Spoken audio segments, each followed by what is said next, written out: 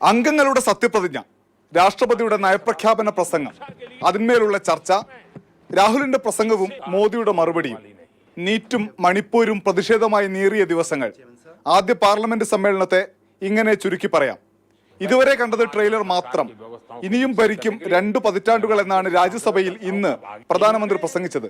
Speaker തിരഞ്ഞെടുപ്പ് കഴിഞ്ഞയുടനെ മുതൽ അടിയന്തരാവസ്ഥക്കാലം ചർച്ചയാക്കാൻ NDA കൃത്യമായ നീക്കം നടത്തി.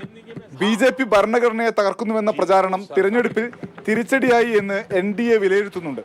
ഞങ്ങളല്ല, പണ്ട് കോൺഗ്രസ് ആണ് ഭരണഘടനയ്ക്കെതിരെ പ്രവർത്തിച്ചത് എന്ന് ആവർത്തിച്ച് പറയാൻ ശ്രമിക്കുകയാണ് സമ്മേളന കാലത്തുടനീളം അടിയന്തരാവസ്ഥക്കാലം പറഞ്ഞതിലൂടെ BJP ശ്രമിച്ചത്. अपर हाउस को अपमानित कर रहे हैं.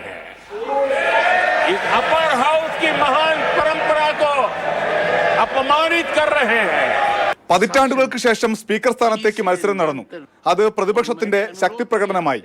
പ്രതിപക്ഷ നേതാവായുള്ള രാഹുൽ ഗാന്ധിയുടെ രംഗപ്രവേശം ഇന്ത്യ സഖ്യത്തിനാകെ ആവേശമായി. ലോക്സഭയിലെ പ്രതിപക്ഷ പ്രതിരോധത്തെ രാഹുൽ നയിച്ചപ്പോൾ രാജ്യസഭയിൽ മല്ലികാർജുൻ ഖാർഗെ നടുത്തളത്തിൽ വരെ ഇറങ്ങി പ്രതിഷേധിച്ചു. ശക്തമായ വിയോജിപ്പുകളോടെ ഇന്നും സഭ വിട്ടിറങ്ങി ഖാർഗെയും പ്രതിപക്ഷ MPമാരും. മണിപ്പൂരും നീറ്റും സമ്മേളനകാലത്തിന്റെ തുടക്കം മുതൽ പ്രതിപക്ഷം ഉന്നയിച്ചപ്പോൾ ഒടുവിൽ മോദി കുറഞ്ഞ വാക്കുകളിലെങ്കിലും 2 വിഷയവും പ്രതിപാദിച്ചു. മണിപ്പൂരിൽ സമാധാനത്തിനായി നിരന്തരം ശ്രമം നടക്കുന്നു. നീറ്റ് ക്രമക്കേടിൽ കുറ്റക്കാർ ശിക്ഷിക്കപ്പെടുമെന്ന് മോദി പ്രസംഗിച്ച മുഴുവൻ സമയവും പ്രതിഷേധിച്ച പ്രതിപക്ഷം സഭയെ അപമാനിച്ചു എന്ന് പറഞ്ഞ BJP രാഹുൽ ഹിന്ദുക്കളെ അപമാനിച്ചു എന്ന വാദം ശക്തമാക്കി സമരം തെരുവിലും എത്തിച്ചു. പക്ഷേ ഹിന്ദു എന്നാൽ മോദിയും RSSുമല്ല എന്ന മറുപടി പറയുന്നു സഭയിലും പുറത്തും കോൺഗ്രസ്.